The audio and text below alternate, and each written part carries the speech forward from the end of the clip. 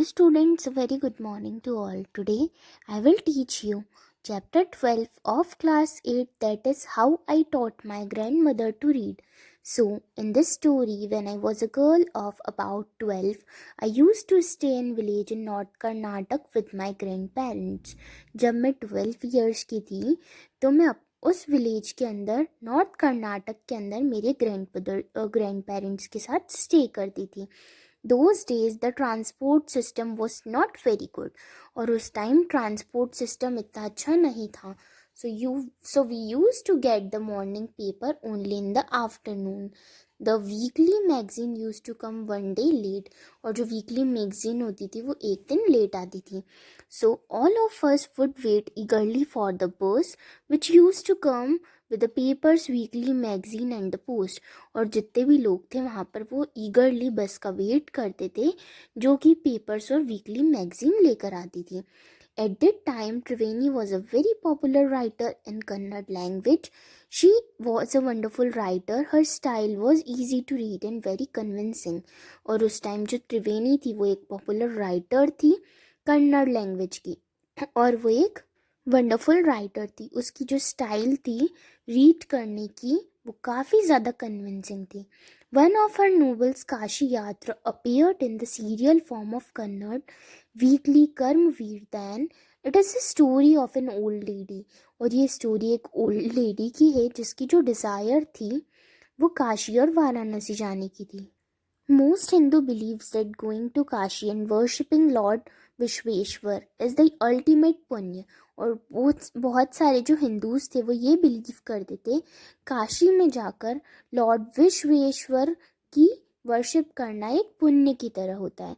The old lady also believed in this and her struggle to go there is described in that novel. So in this story there is also a young orphan girl who falls in love but there is no money for the wedding. So orphan girl कौन होती है? जिनके parents नहीं होते. सो वो love में तो गिर चुकी थी बट उसके पास कोई मनी नहीं था उसकी वेडिंग के लिए. At the end old lady gives away all her savings without going to Kashi. So at the end क्या हुआ? ओल्ड लेडी ने अपनी सारी सेविंग्स उसको दे दी और वो ये बोलती है कि the happiness of this orphan girl is more important than worshipping lord Vishweshwar. तो उसने बोला कि ऑर्फन गर्ल की हैप्पीनेस वर्शिप करने से ज़्यादा इम्पॉर्टेंट है. माई ग्रैंड फादर कृष्टक never went to school so she could not read. So every Wednesday the magazine would come and I would read the new episode of this story to her. So every week क्या होता था? वो newspaper को read करती थी. During that time वो अपने सारे वर्क को भूल जाती थी क्योंकि उसका सबसे ज़्यादा कॉन्सेंट्रेशन वहाँ पर होता था. My grandmother too never went to Kashi and she identify herself with the novel protagonist. So more than anybody else she was the one most interested in knowing what happened next in the story and used to insist to read the serial out to her. और जो grand mother थी वो काफ़ी ज़्यादा interested थी कि story में अब क्या होने वाला है. Once I went for a wedding with my cousin to a neighbouring village. Those days a wedding was a great event.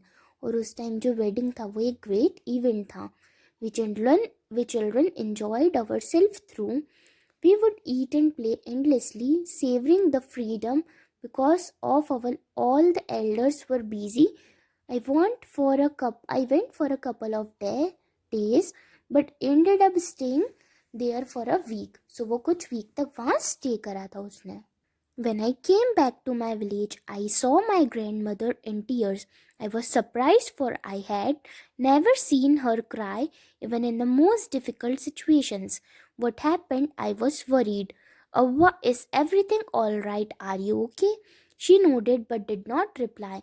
I did not understand her, forgot the incident in the night after dinner. We were sleeping on the open terrace of the house. और वो लोग कहाँ सो रहे थे? House के ऊपर जो open terrace था वहाँ पर. समर की नाइट थी और फुल मून था. अव्वा वहाँ आई और उसके जस्ट पास बैठ गई. उसने अपने अफेक्शनेट हैंड से उसके फॉरहेड को टच करा और उसने रियलाइज़ करा कि वो कुछ कहना चाहती है. और मैंने उससे पूछा what's the matter. When I was a young girl, I lost my mother. There was nobody to look after and guide me. My father was a busy man and got married again. In those days, people never considered education essential for girls. So I never went to school and always felt so much happiness in cooking and feeding all of you.